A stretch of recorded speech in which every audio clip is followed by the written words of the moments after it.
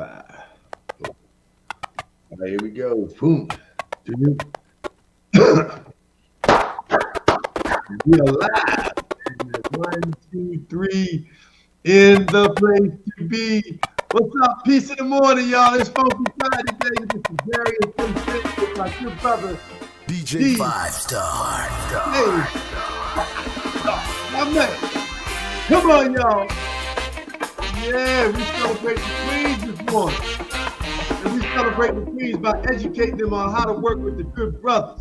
We're going to just get ready to rock and roll. We're going to jam it up. Then we're going to bring on our special guest, Mr. Wesley Hawkins, to teach you how to deal with the young men.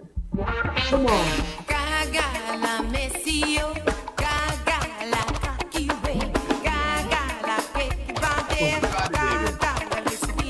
What time it is? Friday, baby. Peace in the morning.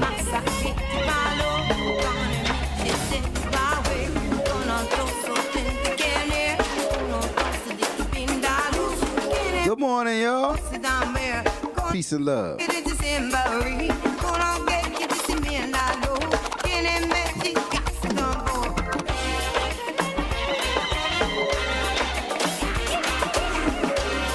Put in the chat right now something you're grateful for.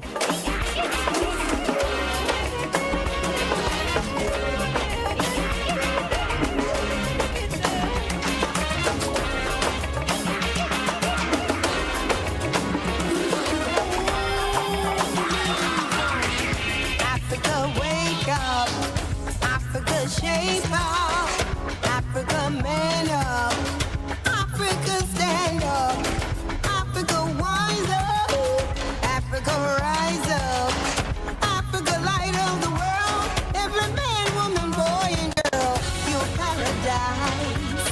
Your paradise. Your paradise. Your paradise.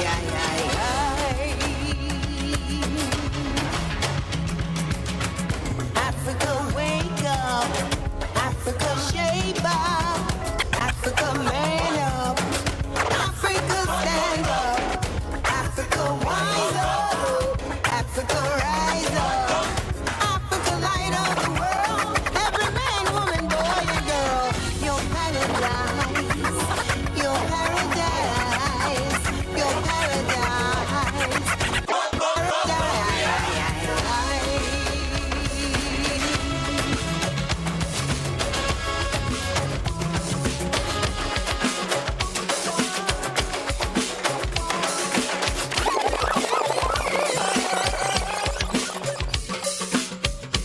That's right. We jamming. Come on, y'all. Funky Friday, baby. It's the Peace in the Morning show. Yeah, I had to put my plays on because we in the business of working with children. Wow. Working to get our young men to be great. Yeah, wait for me to bring out brother Marquise Russell on a few shows. And he's going to sing it for you. Funky Friday.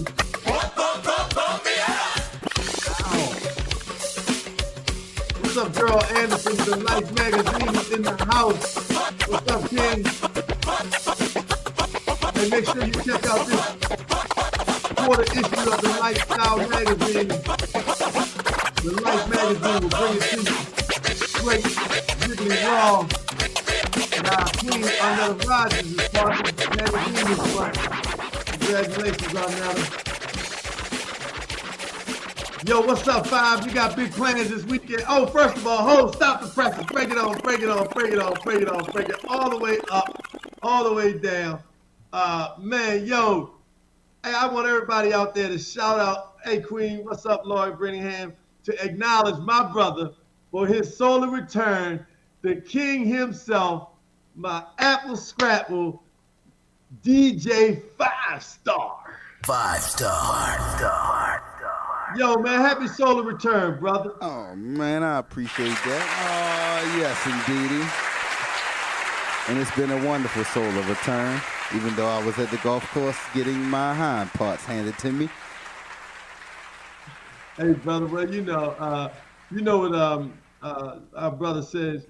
You must learn. Hey, man, but guess what came in the mail yesterday? That good old 501c3. Oh, man, that was a birthday present. Tell us all about that, Five. Be More STEM Foundation is the nonprofit arm. It's an acronym for bringing everyone more opportunities and relevant experiences in STEM. So that includes the arts. It includes anything that makes science, technology, engineering, and math relevant. So we'll be able to give taxable tax credit to all of you organizations that want to do wonderful things with your social impact funds or social impact budget. We are here, the Be More STEM Foundation, Inc. We're actually 3 years old already, but we finally decided to go forward and get our 501c3, and that came in the mail 2 days ago. So I'm excited about that. You should be excited about that. The Be More STEM Foundation, Inc.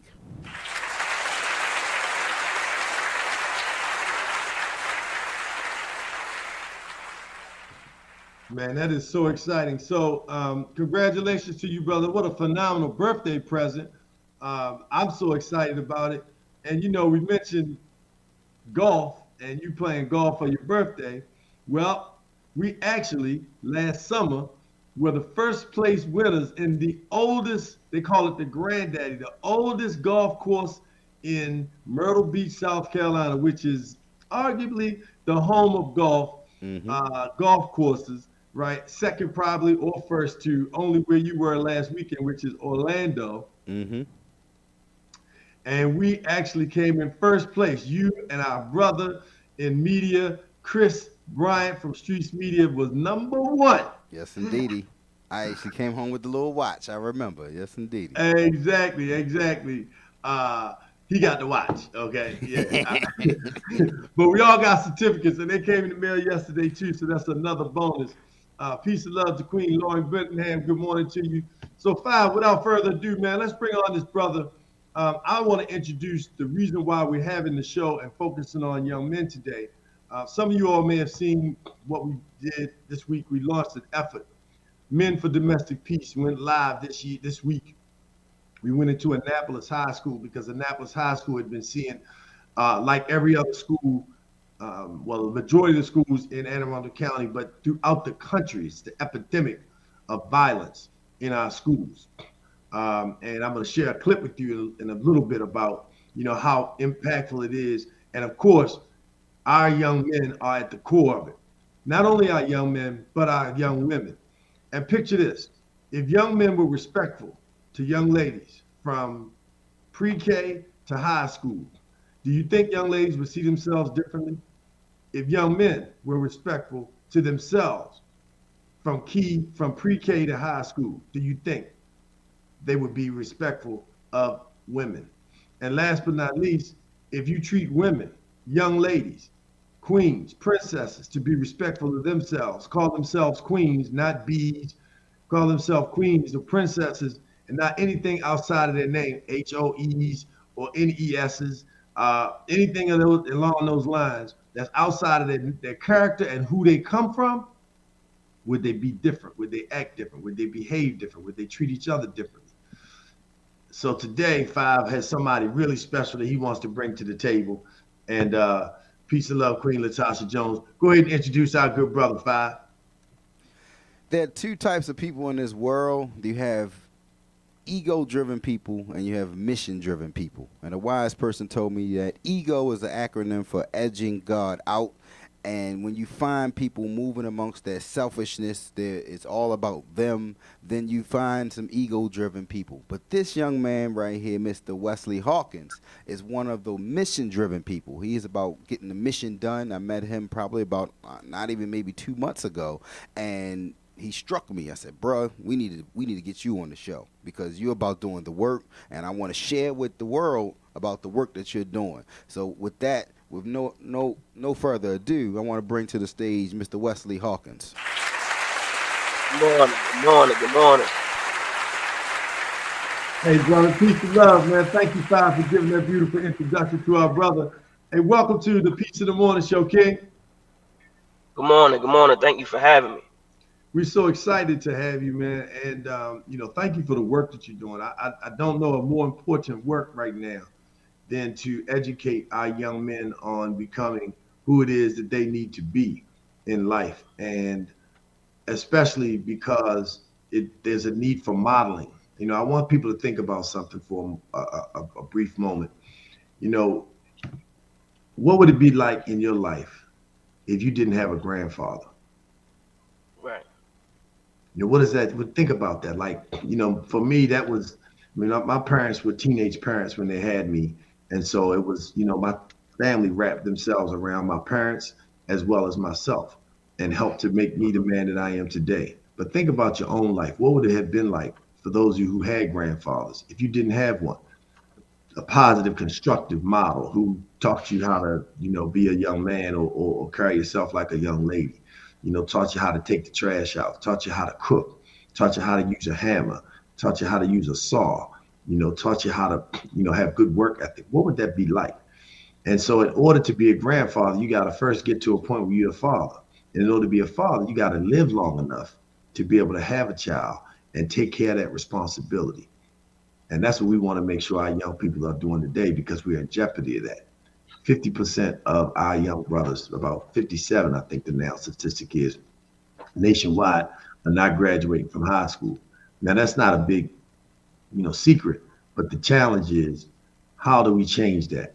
And what do we do to increase our young people to not only graduate from high school, but to start their own businesses, get their own certifications or trades, whatever it is that they need to certify themselves as the professional or business owner that they need to be so they can take care of themselves and their families. So Wesley, you know, what makes it so critical, you know, that you're doing the program that you're doing? How did you tell us the name of your organization, first of all? So I'm Wesley Hawkins. I'm the founder and director of the No Leader Project. That's spelled THENOLITA Project. Is a youth organization in the city of Baltimore. Started this organization over 8 years ago. I started this program because I realized that a lot of young men and young girls are going through the same issues and same problems within the inner city and throughout the country. So where I grew up at is a lot of crime, violence, abandoned properties, drug addictions, drug abuse, gang activity, and a lot of the times this stuff is deemed and promoted as cool or as part of the culture of being a young man or a young girl, especially in the urban or inner city or black and brown communities, in my personal opinion and experience. So these things are destroying our childhoods. These things are destroying our families. These things are destroying our communities. So how do we actually fight against it? I decided to create a program that teaches young men and young girls how to actually be positive, how to have stability, how to graduate from high school, how to start a business, how to get a job, all of the things that you were talking about. So we do school visits, home visits, tutoring, mentoring, temporary housing, food, clothes, a holistic approach of how to help these kids get on the right path. Um, I do a lot of motivational speaking at tons of schools, rec centers, churches, um, detention centers, prisons, wherever I can reach a group of people that I can give my word to motivate, inspire, and uplift. That's where I'll be.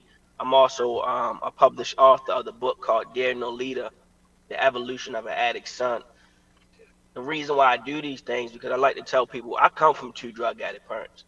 My mother actually died from a drug overdose. My father still struggles with his addiction to this day. I grew up being homeless. I grew up in abandoned houses. I grew up in foster care. I grew up on the street. I've been shot in my right shoulder, stabbed in my left hand. Like my whole childhood was taken from me because of the street life. A lot of families and friends and community members lost their life because of the streets and the things that's out here within the community. However, I didn't let that determine who I am and how I would be. So even though, I grew up in the street, y'all still looking at a young man that eventually graduated from college 3 times. I went and got my associates from Baltimore City Community College. It took me 6 years. I like to tell people this because a lot of people end up thinking stuff happens overnight or they give up. Just like you just said, brother, a lot of young men not graduating from high school. Well, when I was in high school, I was 4 grade levels behind. I couldn't read, write, or count on a proficient grade level, and they still pushed me through and they still graduated me. So when I got out of high school, I wasn't prepared for life. And once I try to find my balance and figure life out outside of hustling and selling drugs, I got accepted into Baltimore City Community College. And when I went there, I was so academically behind that a community college is supposed to be 2 to at the most 2.5 years. It took me 6 years, people, family, to graduate from a 2-year program because I had to take all the prerequisites over and over. I kept failing. I couldn't read, I couldn't write, I couldn't count on a proficient grade level, so I couldn't get past these hurdles. So I kept taking them, I kept taking them, I kept failing. And what happened was, because of my determination, a bunch of professors and school staff started taking liking to me. They started to give me extra tutoring, mentoring services. I finally got like therapy and different support. And while I was going to be Triple C, I was still in the street. But once a group of people started to huddle around me and show me certain things, I realized like they gave me that exposure that I needed. So I told y'all I came from 2 drug addict parents. I thought that was normal. I came from a community where I lived in abandoned houses. I was homeless. I lived on the street. That was my childhood. I come from a community where the schools are failing you, but they still graduating you. That was what we thought was okay. So by the time I get to the point of trying to better myself, I'm so far behind that I got to keep trying and trying and trying. I eventually graduated from BCCC. I got accepted into University of Baltimore. I graduated from University of Baltimore with honors. I graduated with a 3.7 GPA because those 6 years prepared me better for life. After that, I went and got my master's in education from Trinity Washington University and graduated from a 3.8 with my master's. I say all these things just to say, even though I've been homeless, even though I've been shot, even though I come from 2 drug addict parents, even though my childhood was in the streets in East Baltimore, that's not what all defines me, and that's not who I am as a man. But it didn't happen to me overnight. So me creating my program was to make sure we could be consistent and show that resilience and that support and that stability for these kids and follow them throughout life, and not only come and be in their life for a couple of weeks or a couple of months, but it's kids in my program, sir, that have been with me for 6, 7, 8 years since we started, and we help them graduate from high school. We help them get jobs. We help them get their first car. We help them get licenses. We help them get their first apartments. We help them start their businesses and things like that. And I want to make sure that we know these things, because a person might look at somebody and judge them off a response or reaction, but you don't know what they acting out from. You don't know what they going home to. You don't know what their community is like. You don't know what their area is like. So while we look at these kids and judge them for their response or reaction, you have no idea what happens when they go home.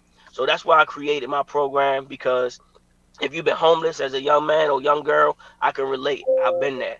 If you got drug addict parents or grew up with drug addict parents, I can relate, because I've been there. If you grew up in a community where there's a lot of crime, violence, vacant buildings, abandoned homes, I can relate, because I've been there. If you was a young man who thought the right way was hustling and selling drugs and standing on the corners, I can relate, because I've been there. If you've been shot or stabbed from living a street life or been incarcerated, I can relate, because I've been there. But if you also want to turn your life around and reach a higher level of success, I can relate to that too, because I've been there. So that's why I do the work that I do in the inner city of Baltimore, and that's why I created the No Leader Project.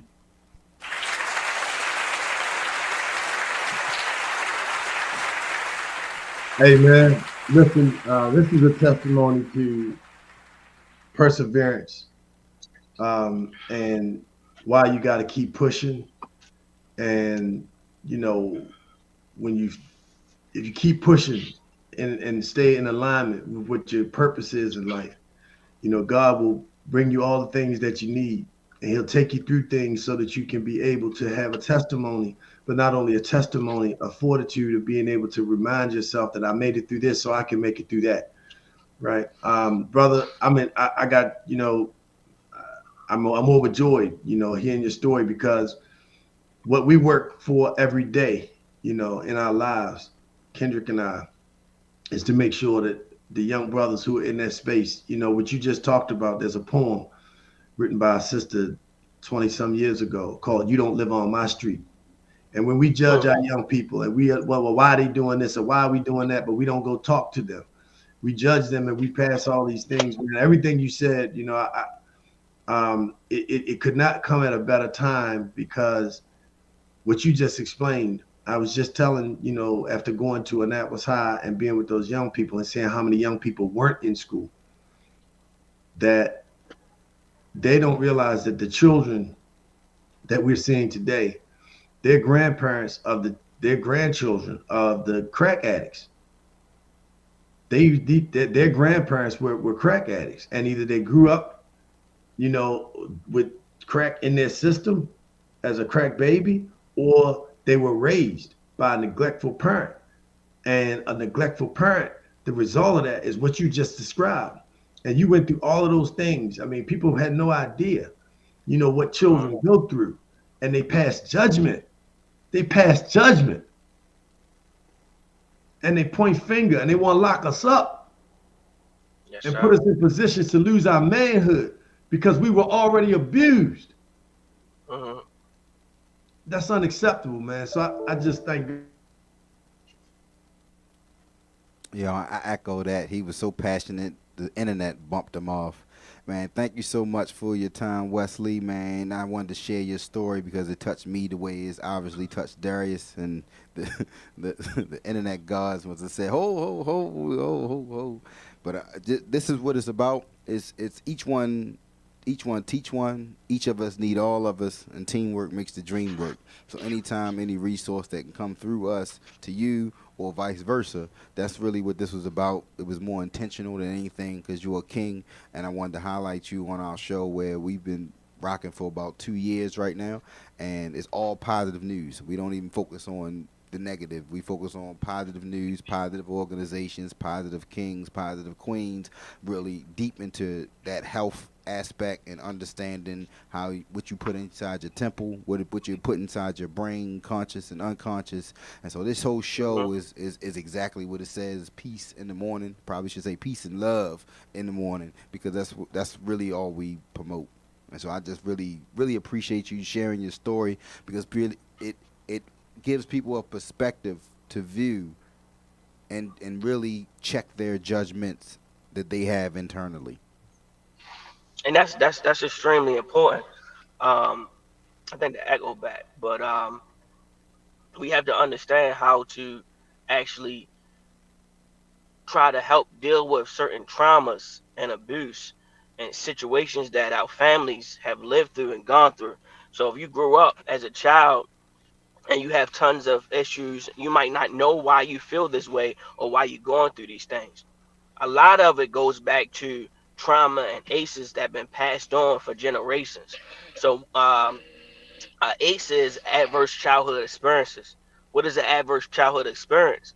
Growing up with a drug addict or alcoholic parent, growing up with a father or mother that's in and out of prison, growing up in poverty or communities with no resources, growing up in an area maybe where you have been raped and molested as a young man or a young girl. These things are ACEs, adverse childhood experiences. If you never get the proper help and support for these things, now you have that inside of you, and you grow into an adult that now you have these same traumatic experiences that you got to live through and deal through your whole life if you never go and get the proper help and support for it. And a lot of us hold that stuff in. And we wonder why we end up with high blood pressure. We wonder why we end up with having anxiety and stuff like that. We wonder why we actually feel so stressed out or depressed or exhausted. A lot of things, yes, is equated to the food and the vegetation that we take in our bodies. But more so than that, a lot of how we feel and how our body respond is mental. And when you holding a lot of that traumatic and trauma and pain and abuse in, and you never found the proper outlet or way to cope with it, it ends up making you sick throughout your life.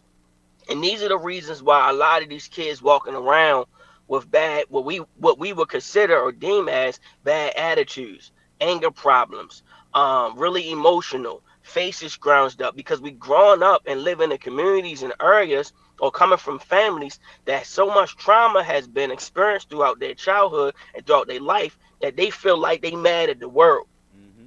So any given moment, they ready to explode. Yep. See, I've taught in Baltimore and DC, and a lot of these kids, it's like anything, they like taking time bombs. They ready to explode because there's not enough outlets for them to express themselves. It's not enough outlets for them to be who they are. It's not enough outlets for people to teach them how they supposed to deal with their emotions. How are they supposed to deal with their feelings? And especially being a young black man, we aren't taught how to express ourselves. You taught not to cry. You taught to be tough. You taught to hold it in. You taught, not to speak on certain things. If something happened to you, you don't speak on that. You hold that in. But people don't understand the adverse effect of holding so much pain, frustration, emotion, trauma, abuse, neglect, holding that in. It creates different things that comes out in other ways. So we got to learn how to actually focus more on the mental health aspect of our communities. Absolutely. It's all about getting to the root cause. Like, you can't put a Band-Aid over these symptoms that you see as they occur from having that pain inside you, that trauma that inside you that produces these actions. We have to be able to go back to that trauma and correct that. And get your mind around that. And so mental health is extremely important in our communities. Looks like we have Darius back with us. Oh, it is. It's a live show. Yeah, man. I tell you, the energy from that. I don't know what happened in the universe, but it knocked us all out the whole pocket. But I'm gonna tell you, man. Today is the story that you just told, brother, is what, we've been working to get people to understand, how important it is to keep pushing.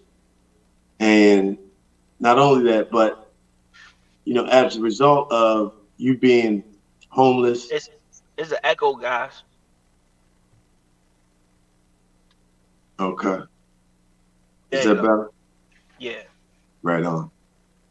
We appreciate you all working with us through our technical difficulties today, but like the brother said, you got to keep pushing, you got to keep showing up, you got to keep making it happen, no matter what. But out of all that you went through, one of the things that I heard that was, I think, out of everything that is important for our listeners to hear and understand, our viewers to really take hold of.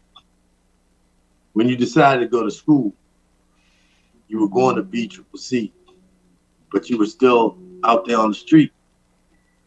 And it took you, the time that it took you to graduate, which, by the way, is really around the national average. The national average to graduate from a 4-year school for all Americans, not just Black Americans, is 6 years, right? For Black males to graduate from a 4-year school is 10 years, right? The average, it just, the numbers are not good. But one of the reasons why this was a study done by a brother out of University of Pennsylvania, Sean Robinson, he found that the reason why African-American males are not successful in college, or the reason why those who are not successful because of the expectations and the way that they're spoken to. So, for example, if you come to class, first class, and the teacher says to you as a Black student, hey, I know you're on the basketball team, but don't expect to get any free grades around here. Or, is this your first time in college? Anybody else been in your family in college? I guess you ought to be lucky, huh? Anything negative versus, everybody starts with an A. I'm sure you're an A student. You're going to do great. My class is always tops, and I'm sure you could be a top student in my class just like everybody else. Things that encourage them. And what you said really was the turnaround for you in terms of when you decided I'm going to come all the way from the street is when people started to see your work ethic and they started to see your energy, and they said, I want to help this young man. And they started pouring into you, and they started wrapping their arms around you. And you finally started seeing people in your life that truly cared about you. They weren't trying to use you, weren't trying to get over on you, but they really cared. And when you realize somebody really cared, that's when you said, oh, I don't need that other stuff because I finally got somebody, I got a support system. I'm not in this by myself. Am I correct? Yeah, it was more so of, like you just said, the support and how I was surrounded with the support. But it took years for that to happen. You know, my first 2-3 years was extremely rough, man. I was trying to get myself together. I was still living the street life. I was still doing my thing. I was trying to figure out, like, was this the right route? I was going back and forth with myself, like, man, I'm trying this school crap. I can't even pass the classes. I keep failing. I ain't making no money off this. It ain't advancing me nowhere. I might as well just go back to the block. I'm making fast money. I'm doing my thing. And, you know, you have those battles with yourself of, is this even worth it? Are you making the right choice? Are you making the right decision? Are you doing the right thing? Or are you actually, you know, doing something that's just holding you back? And to a certain extent, that's how I felt. Like, man, I can't even pass. I'm taking math 6-7 times. I can't pass the writing courses. I'm just failing everything. And to have you second guessing yourself, have you second guessing life, and you feel like, man, this ain't for me. But for me, because I didn't have any other out of my parents, none of them had graduated or went to school. Only thing they had was like one of my parents dropped out of college, so she never finished. High school. So she never finished high school. My dad finished high school, but you know that was his stopping point. And it was like, for me, not having no siblings with college experience or education, not having no parents with that. At some point, I'm like, yo, we can be better than what we are. But when I went there, I started second guessing and questioning myself. And then, like I said, some professors, you know, saw me digging in and trying to do the hard work that I was doing, and they started to tutor me. They started to mentor me. They started to give me extra credit, and they just, you know, huddled around me and supported me. So they actually, you know, helped me get advanced more than I ever was. Because a problem with us when we talk about young black men and young black girls going to college, a lot of the reasons why they're not successful is because, first of all, it's starting at the high schools. The high schools are graduating these kids, and they're not on a right grade level. So you academically, you might be on a 4th grade reading or math level, but you in the 11th or 12th grade. How are you on a math or reading or writing level of the 3rd and 4th grade, but you on the 12th grade about to graduate? These are major issues that we not really addressing at a higher level. So let me jump in right there, and I want you to keep your point moving forward. But I want to jump in right there because I want to break this piece down a little bit. So, and first of all, thank you for sharing your story and just, you know, being vulnerable enough to which is a strength, to explain how you went through and what you went through. But what happens, you know, in a lot of those instances, you spoke about literally like having to raise yourself and living in abandoned buildings and things of that nature young. And what people don't realize is when traumatic incidents happen, and trauma comes in many forms. It can come in sexual abuse. It can come in emotional abuse. It can come in physical abuse. It can come in hunger. You know, trauma can come in a lot. It can come in witnessing those things, right? And so when trauma happens to a child before they're 12 years old, something literally happens in the brain. It's almost like a wall that comes up, and it literally stops the development of children. And then so you could have people, like you said, who are now 15, 16, 17 years old, but their brain, some parts of their brain stopped after that traumatic incident happened at 6, 7, 8 years old. And so now you're looking at a grown, what it appears to be a almost grown or grown person physically on the outside, but mentally and developmentally, they still at that level. So imagine what it's like when you're at that level. And like you said, you got into to college, and you're like, what's wrong? Well, how come I'm not passing? Why I'm trying? You know, why am I not fat? Why am I not moving ahead? You know, and when those other resources came in, and I stopped that because I want people to understand the impact of trauma. When these incidents happen in our community, you know, we're sending money and resources overseas to help those people. in Ukraine. God bless them and all the people who are being shot and killed and traumatized. But in our cities, in America, every day, our children are being traumatized. They're listening to gunshots every day. They're watching people being shot every day. They're being they sleeping on the floor to make sure that no bullets hit them.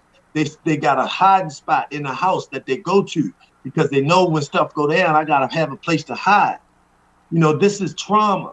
And so but when it happens in our communities, very seldomly does somebody show up and ask the family, is everybody okay? Where's the little brother? You know, where's the sister? How can we help you? Who can they stay with until we resolve this matter?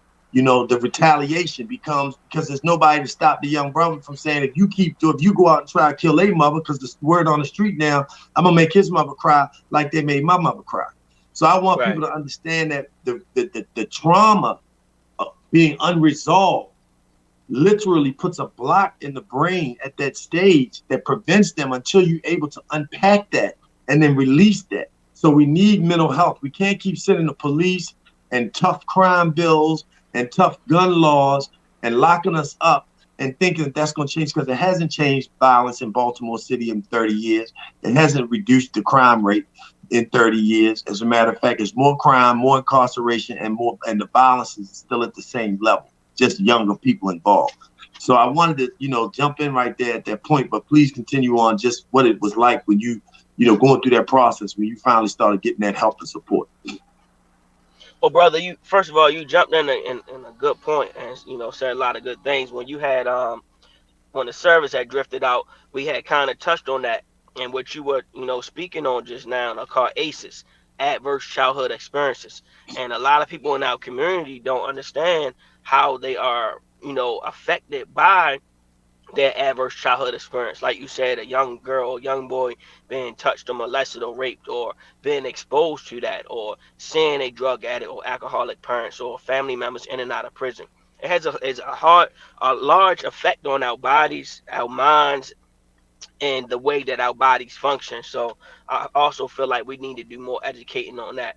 But back to me as far as school, I would say around like my third or fourth year, people started to pour into me, and professors started to help me and support me on a larger scale. So I eventually graduated, and from the work that was put in over those 6 years, I actually became advanced at that point, because I was behind. I was full grade. I was behind when you talk about being and graduate from the 12th grade. I really was only still in I would say like the 8th grade level as far as academics, 7th or 8th grade. But I graduated from high school anyway. So by the time I got to community college, I was nowhere on grade level. So me taking all the classes over and over and over again, having to retry, re-engage. A lot of people give up or drop out or just get a job, or go back to the block, or figure life out in other ways. And we're not addressing these things, like we just not academically equipped. So once I graduated from there, I got accepted to all the colleges I applied to. I went to University of Baltimore because one of my professors actually had went over there and encouraged me, like, look, just come over here and we'll continue to try to support you as much as you can. And I eventually graduated from University of Baltimore with a 3.7 GPA. Then I went and got my master's from Trinity Washington University, where I graduated with another 3.7, 3.8. But my point of saying that is, where I come from, that's not the norm. Me graduating from college, me opening up a business, me starting a nonprofit, me not being dead at the age of 36, things like that, is not the norm. A lot of the young men that I grew up with on my block in McDonough Street in East Baltimore, a lot of those men now, a lot of them deceased, a lot of them in prison, a lot of them still on the block doing what they feel they got to do to survive. And then you do have a small percentage of them that might have a nice little job and a family, and they doing their thing. But a lot of us that come from that area and that block and that time frame didn't survive. And like you said, almost all of my homeboys that I grew up with on that block our parents were drug addicts. Almost every last one of us. I think I can only think of one dude that was on the block that, you know, his father and mother was there and they both had jobs and stuff like that. But all of us from that block, all our parents were drug addicts. And that trickle down effect affected all of us as kids, and then growing up into be, you know, young adults, and then growing into be, you know, older and middle aged adults. It affected all of us in different ways. So for me, I just want to motivate, uplift, and inspire people as much as I can to let them know what I've gone through, what I've lived through, what I've been through, but also let them know that I've reached a different side of that. So if I can do it, they can too. Hey, brother, look, man, I want to give all praises to our good and righteous ancestors. I want to thank Kendrick, you know, for having the vision, for being, you know, a partner, that we can partner and support each other. And, you know, I really want to just, you know, thank you because this is exactly, you know, what we're dealing with. I couldn't find it's not a better time, you know, for us to connect. And so I look forward to bringing you, inviting you to be a part of what we are developing as the Be Bold for Good World Tour. You know, just to explain that to people and get you on the road, man, because they need to hear your story. They need to understand what you spoke about. You know, we've been on the show for 40 minutes and we're about to wrap. I'm literally going to Annapolis High to be, you know, with the students there today as part of this Men for Domestic Peace program. So I want to, you know, make sure we bring you in there, get you in there as well. But this is what we shared today is so important. You know, I've got to implore upon you. We're going to cut this one up 5 and make this bites, Wesley, with your permission, man, so we can send this out all over social media. You know, this story needs to be heard. They need to know about it. They need to see it. They need to understand it, because we point fingers and we pass judgment without having the compassion or taking the time to understand the reason for the why. And that's what I want people to know. And I also want them to understand the value of what happens when you wrap your arms around young people. People just need to be loved. They just need to, you know, take the time out, speak to them, treat them with a little bit of extra love and care and love and kindness. And remember, we all made mistakes. We all have done wrong. You know, some on different levels, some maybe more than others, but we all could be at a different place in time than we are right now. And because we are so fortunate to be alive, we have to take that blessing and share it upon someone else. You know, be good to the heart from the very start. You know, so let's treat children good. We always say on the show, love people, love people. And brother, you're a prime example of hurt people being hurt and love people being loved. But when you put that love in the mix, it just turns into a whole nother thing. So, you know, hey man, I love you. I appreciate you, brother. A lot of people, Kenneth Clark, they shout, they acknowledge you. Augustine Pendel, thank you so much. Cheryl Murray, you know, really connecting, you know, share the heart, share the love. Make sure you share this show. You know, we have a lot of powerful shows, but this one right here, Kendrick, the General, I'm gonna let you take us on out, brother. We're gonna wrap it up. Wesley, man, let us know how people can reach you so they can buy your book, so they can support your nonprofit. So they can get you to speak at their schools, because push people have to push people. And I need y'all to know, push it, brother. Donate $1, $5, $50, $100, $1,000, $100,000, $1 million, what you have, because this kind of brother right here is what's going to make the difference in our communities throughout the United States and the world. Appreciate it, brother. You can pull my website up. My website is wesleyhawkins.org. You put my first and last name, pull me up, wesleyhawkins.org, WesleyHawkins. You can also pull up my nonprofit, the No Leader Project, THENOLITA Project, and all my information come up. My book is out on Amazon. It's a 5-star rated book. It's done really well, ranked really high. And you can just reach out to me if you would like for me to come speak at your church, your school, your youth detention center, your prison, your rec center, wherever I can be at to reach, motivate, and uplift our young men and our young women. I'll be there. Just reach out to me. And again, I can be contacted. And my email is THENOLITA Project INC@gmail.com. So the No Leader Project Inc@gmail.com. Thank y'all for having me.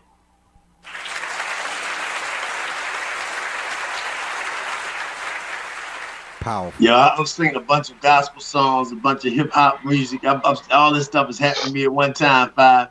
I'm pumped up, all pumped up and ready to go. And this is just, confirmation that we're on the right track, we're on the right path, because the brother came right behind, what we talked about all the time in terms of what happens when when you spread love, and also what happens when you keep pushing, when you keep pushing. So we're going to wrap up and get on, let Five funk it up, because it's Funky Friday.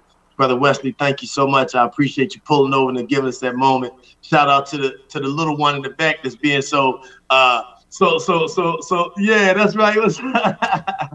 Yeah. Who's that, Wesley? Oh man, so to explain that, so that's my youngest brother. When my mother passed away 8.5 years ago from drug overdose, my youngest brother's father was shot and killed in the inner city of Baltimore. So before he could even reach the age of 2, he lost both of his parents from the street life. I adopted my youngest brother when he was 1.5. He's about to turn 10. So for all of those years, it's been him and I've been raising him as a single parent dad. Biologically, I'm his oldest brother, but according to the courts and according to our lifestyle, I'm his father. So again, this is the reason why I do the work that I do, because a child like him that lost, his parents before he can even reach age of 2 years old from the street life. And again, like I said, my mother died from drug overdose. His father was shot and killed from a drug deal. So you got children that live and have, effects from that. And he's one of those children that lost his parents to the street life. And I feel like if I would have never changed my life and got myself together, then I wouldn't be here to be able to provide the resources, the stability, and the love for my little brother that I didn't get when I was a young man.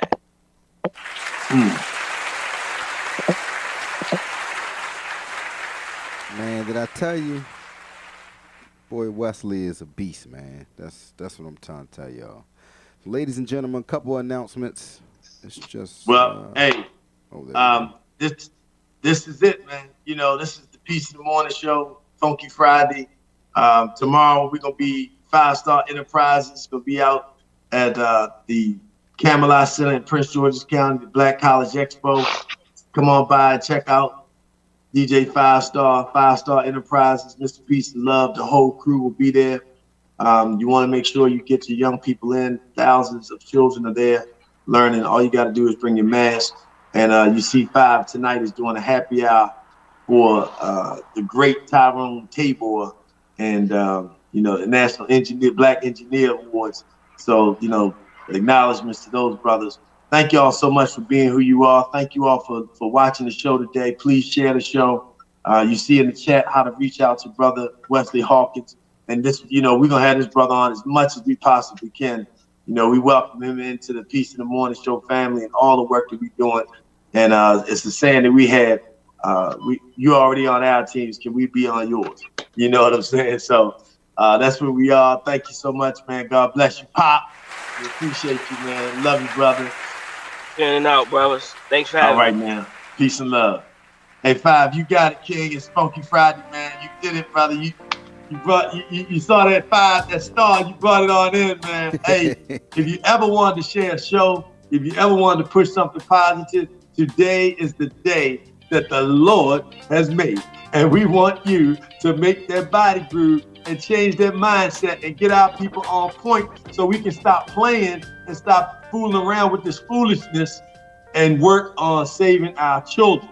It's up to us. If it's going to be, it's up to me.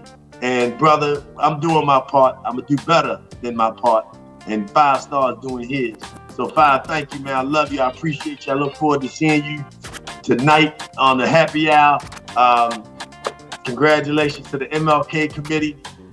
And also, if you want to, volunteer and be a part of the movement where we're recruiting men to go into schools and women, because girls are fighting just as bad as boys are, please reach out to us at thepeaceinthemorningshow.tv or Darius A. Stanton at Gmail. That's thepeaceinthemorningshow.tv or Darius A. Stanton at Gmail. If you want to, be a part of that movement, if you want to donate, if you want to submit your time, resources, we love you and praise you. Go ahead, 5. Take us on out, King. Visions in my mind, they tend to speak to me. telling me what's wrong in this world and how I should be. One time, If we turn back the Jay Treese, time, we'll see. I thought this record was appropriate. All we need It's all we need. is love. Love. All we need is love.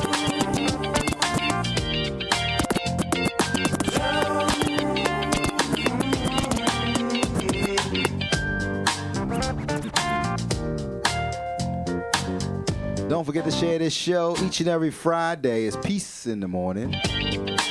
Should be peace and love. All positive news. All ages. Visions in my mind, they tend to speak to me, telling me what's wrong in this world and how I should be. If we turn back the hands of time, we'll see that all we need to be is love. That's all we need is love, baby. Hey, if we you need. just watched the show, go back and rewind. It's one of the most powerful shows we've ever had. And we've had over 250 shows. So know that if I say that this one today was one of the most powerful, Five, hey, you've been with us. We've been together now over a year, Five.